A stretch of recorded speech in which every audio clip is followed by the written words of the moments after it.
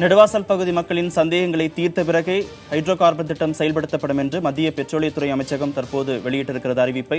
தொடர்பாக கூடுதல் விவரங்களை டெல்லி செய்தியாளர் ஹனிகுமாரிடம் கேட்கலாம். ஹனிகுமார், தற்போது மத்திய பெட்ரோலியத்துறை அமைச்சகம் சார்பாக கொடுக்கப்பட்டிருக்கூடிய விளக்கத்தின் சாராம்சம் என்ன? கார்த்திகேயன், அதாவது இந்த டிஸ்கவர்டு ஸ்மால் சீட்ஸ் என்று சொல்லப்படக்கூடிய அந்த 31 நிறுவனங்களுக்கு இந்தியா முழுக்க பல்வேறு இடங்களில் ஹைட்ரோ கார்பன் திட்டம் எடுப்பதற்கான அந்த அனுமதியை மத்திய அமைச்சரவை கடந்த மாதம் வழங்கியிருந்தது. அந்த நிறுவனங்களோடு ஒப்பந்தம் கையெழுத்தாகின்ற நிகழ்வு இன்றைக்கு நடைபெறுகிறது. குறிப்பாக கிட்டத்தட்ட இன்றைக்கு இந்த நிகழ்வில் 17 நிறுவனங்கள் மொத்தம் 31 இடங்களுக்கு அந்த ஹைட்ரோ கார்பன் திட்டம் எடுப்பதற்காக அந்த ஒப்பந்தம் இன்றைக்கு கையெழுத்தாகிறது. குறிப்பாக இதில் அந்த தமிழகத்தில் நெடுவாசலில் ஹைட்ரோ கார்பன் திட்டம் எடுப்பதற்கான ஜிம் லேபார்டரிஸ் என்கிற அந்த நிறுவனத்தோடும் ஒப்பந்தம் இன்றைக்கு கையெழுத்தாகிறது. இது தொடர்பாக ஒரு விளக்கம் ஒன்றை மத்திய அமைச்சகம் கொடுத்திருக்கிறார்கள். குறிப்பாக இந்த நெடுவாசல் விஷயம் குறித்து அவர்கள் தெரிவிக்கின்ற போது, அண்மையில் அந்த உள்ளூர் மக்கள் சம்பந்தப்பட்ட நெடுவாசலை சார்ந்த உள்ளூர் மக்கள் மத்திய அமைச்சர் நிர்மலா சீதாராமன் மற்றும் பொன் ராதாகிருஷ்ணன் அவர்களோடு இங்க என்னை சந்தித்து அவருடைய குறைகளையும் கவலைகளையும் தெரிவித்திருக்கிறார்கள். இது தொடர்பாக தமிழக முதல்வரும் எனக்கு மத்திய அமைச்சருக்கு கடிதம் ஒன்றை எழுதியிருக்கிறார்கள். எனவே நெடுவாசலில் இந்த திட்ட பணிகள் என்பது உள்ளூர் மக்களுடைய குறைகளையும் கவலைகளையும் கலைந்த பிறகு, மத்திய அரசோடு கலந்து ஆலோசித்த பிறகு அங்கு இந்த பணிகள் துவங்கும் என்கிற விஷயத்தை அவர்கள் தெரிவித்திருக்கிறார்கள். குறிப்பாக அவர்கள் சொல்லியிருக்கக்கூடிய விஷயத்தை நான் உங்களுக்கு அப்படியே தற்போது படிக்கிறேன். Recently, Honorable Minister along with the MOS Commerce, Mrs. Nirmala Sitharaman and the MOS Road Transport, Pon Radhakrishnan, and other ministry officials met the village representatives of Neduvasal in Tamil Nadu, for which the villagers have raised certain concerns. The minister has also written to government of Tamil Nadu with respect to this project.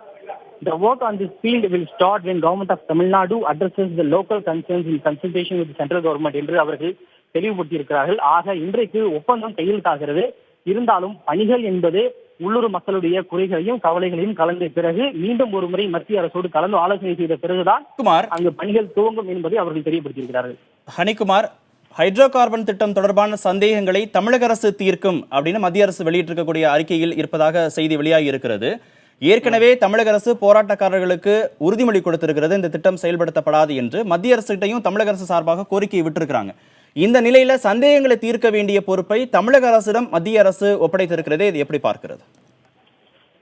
நிச்சயமாக இந்த விஷயம் குறித்து ஏற்கனவே மத்திய அரசு அவர்களுக்கு இருந்த சந்தேகங்களை தெளிவுபடுத்தி இருக்கிறது. இருந்தாலும் நெடுவாசல் போராட்ட குழுவினர் உறுதியாக சொல்வது என்னவென்றால், இந்த ஒட்டுமொத்தமாக இந்த ஹைட்ரோ கார்பன் என்கிற திட்டத்திற்கே நாங்கள் எதிரானவர்கள் அல்ல. விவசாய நிலங்களை பாதிக்காத, விவசாய நிலங்கள் இல்லாத, நிலத்தடி நீர்மட்டத்தை பாதிக்காத, மக்கள் குடியிருப்புகள் இல்லாத இடங்களில் இதனை செயல்படுத்திக் கொள்ளலாம். ஒட்டுமொத்தமாக ஹைட்ரோ கார்பன் என்கிற திட்டத்திற்கே நாங்கள் எதிரானவர்கள் அல்ல என்பதுதான் அந்த நெடுவாசல் போராட்ட குழுவினர் தெரிவித்த ஒரு கருத்தாக வந்திருக்கிறது. அவ்வாறு இருக்கின்ற போது தற்போது ஏற்கனவே அந்த அமைச்சரவையில் அவர்களுக்கு ஒப்புதல் வழங்கப்பட்டதன் அடிப்படையில் தற்போது அவர்களுக்கு ஒப்பந்தமானது கையெழுத்தாகிறது. இது தொடர்பாக மக்களுக்கான நீர் வளத்திற்கோ நிலவளத்திற்கோ கட்டமைப்புகளுக்கோ எந்த விதமான பாதிப்பும் ஏற்படாது என்கிற உறுதிமொழியை மத்திய அரசு அளித்தாலும் கூட அதனை போராட்ட குழுவினர் ஏற்பதற்கு தயாராக இல்லை.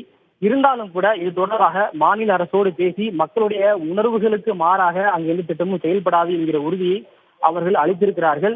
இருந்தாலும் இது தொடர்பாக எழுத்துப்பூர்வமாக அதிகாரப்பூர்வமான சில நடவடிக்கைகளை மேற்கொள்ள வேண்டியிருக்கிறது. எனவே அதனுடைய ஒரு தொடர்ச்சியாக நாம் இதனை பார்க்க வேண்டியிருக்கிறது. தற்போது ஏற்கனவே திட்டமிட்டபடி ஒப்பந்தம் கையெழுத்து ஆனாலும் கூட ஒருவேளை எதிர்காலத்தில் அங்கு மக்களை சமாதானம் செய்த பிறகு அந்த மக்கள் அங்கு ஒப்புக்கொண்டால் ஒருவேளை இந்த திட்டம் செயல்படுத்தப்படலாம் என்பதை இது காட்டுகிறது.